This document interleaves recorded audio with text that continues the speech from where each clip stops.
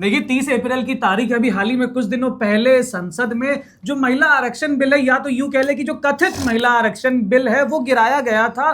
तो उस पर जो है इस वक्त पूरा देश दो पक्षों में बटा हुआ, और उसी को लेकर आज यूपी विधानसभा में कुछ हुआ, जहां पे योगी सरकार ने एक स्पेशल निंदा प्रस्ताव बुलाया, एक स्पेशल सेशन बुलाई, और वहां पर जितने भी विपक्षी दल थे, विपक्षी जो अपोजिशन में लोग थे, उन पर आरोप लगाया कि वो महिला विरोधी है, औरतों की तरक्की जो है उनसे हजम नहीं हो रही। और आज से नहीं, बहुत समय से, हमेशा से जो विरोधी पक्ष है, जो विपक्षी है, सपा के लोग, वो हमेशा से महिला विरोधी रहे। तो आज उसी को लेकर ये निंदा प्रस्ताव बुलाया गया था।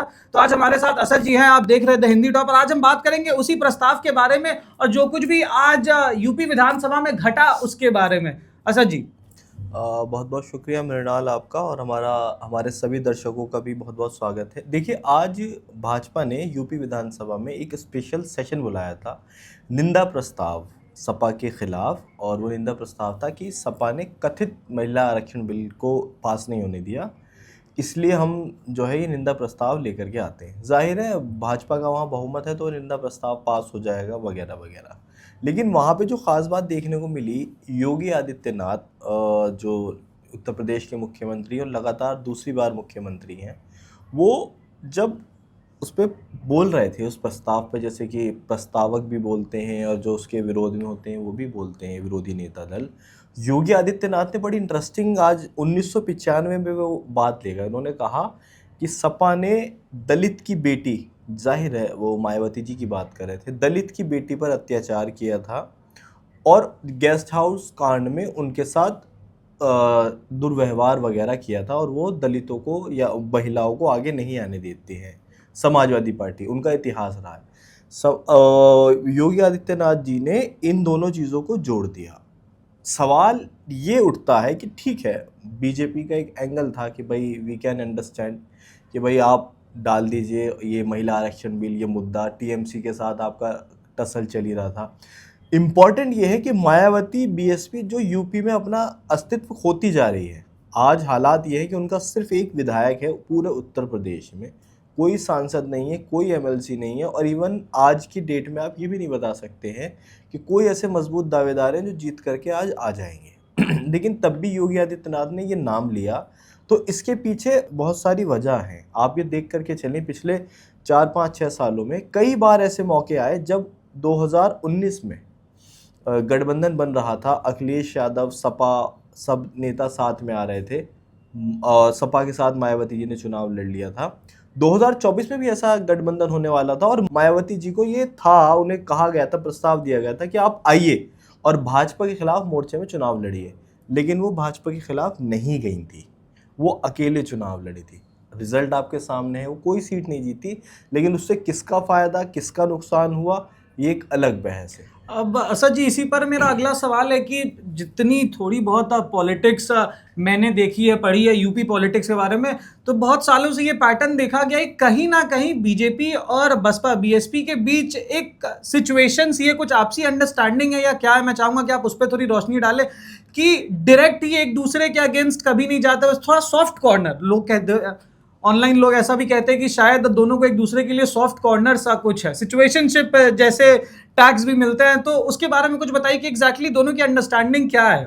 बसपा का जो उदय हुआ था वो 1984 के दौर में हुआ था। बसपा मान्यवर काशीराम जी ने उसको बनाया था, और आप ये समझिए कि मायावती जी 4 बार उत्तर प्रदेश की सीएम रही हैं।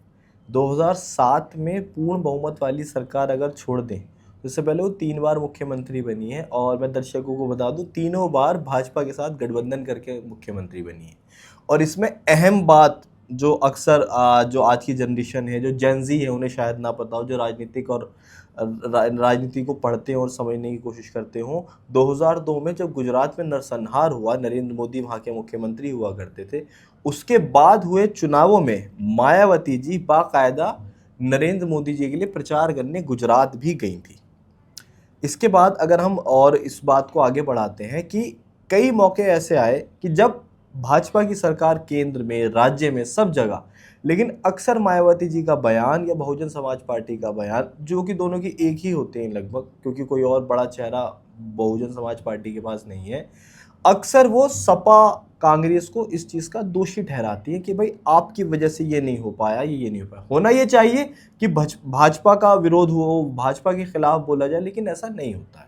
रही सॉफ्ट कॉर्नर की बात, तो आप ये समझिए कि आज मायावती जी अगर इंडिया गठबंधन में नहीं है या उनकी मौजूदगी यूपी भर से लगभग ख़त्म हो गई है, प्रदर्शन के मामले में हो सरकार के खिलाफ या उनका संगठन हो वो ना के बराबर है, तो उसके पीछे शक और शंका होना ये लाजमी है कि जब सपा या अखिलेश यादव या कांग्रेस सब जो विपक्षी दल है भाजपा के खिलाफ बोलते हैं, काम करते हैं, मायावती जी और उनकी पार्टी ऐसा क्यों नहीं करती।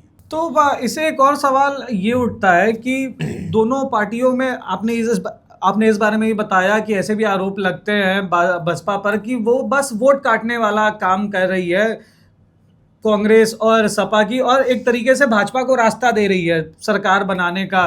तो आने वाले समय में बसपा का फ्यूचर आपको कैसा लग रहा है? और एक और चीज़, इसके अलावा भी एक और चीज़ जो मैं जानना चाहूँगा, आज की जो सभा हुई, सभा में गेस्ट हाउस कांड का जिक्र हुआ, तो उसके बारे सभा में नहीं, निंदा प्रस्ताव माफी चाहूंगा। तो जो विधानसभा में निंदा प्रस्ताव हुआ उसमें गेस्ट हाउस कांड का एक जिक्र हुआ था। मैं चाहूंगा कि आप दर्शकों को उसके बारे में बताएं। देखिए, पहले तो गेस्ट हाउस कांड पे चलते हैं। हुआ यह था 1995 की बात है, तब मुलायम सिंह यादव काशीराम जी की जो बसपा थी, जब काशीराम जी उसके अध्यक्ष हुआ करते थे, उनके समर्थन से मुख्यमंत्री थे। लेकिन हुआ ये कि रातों रात अचानक से काशीराम जी ने या मायावती जी ने समर्थन वापस ले लिया और मुलायम सिंह यादव की कुर्सी चली गई। होना यह था कि उसके बाद मायावती जो है उत्तर प्रदेश की सीएम बनती भाजपा के समर्थन से, जैसा कि होने वाला था।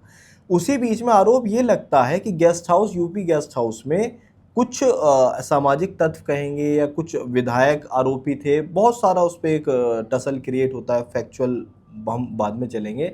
मायावती जी पर हमला हुआ था, उनकी जान लेने की कोशिश की गई थी। वहाँ मौजूद बहुत सारे पत्रकार जो आज भी ये बताते हैं, वहाँ पे एक पत्रकार आज बहुत सीनियर पत्रकार है, अरविंद मोहन जी ने ये बताया है, लिखा भी है कि वहाँ पे मायावती जी की हत्या करने की साजिश रची जा रही थी और इस तरह का ये सब कुछ किया जा रहा था। और उसमें समाजवादी पार्टी के विधायकों पर ये आरोप था कि वो ऐसा करना चाह रहे थे। हालांकि ये अभी तक जांच का विषय है कि ऐसा था या नहीं था, लेकिन ये सब वहाँ पे किया जा रहा था मायावती जी के खिलाफ।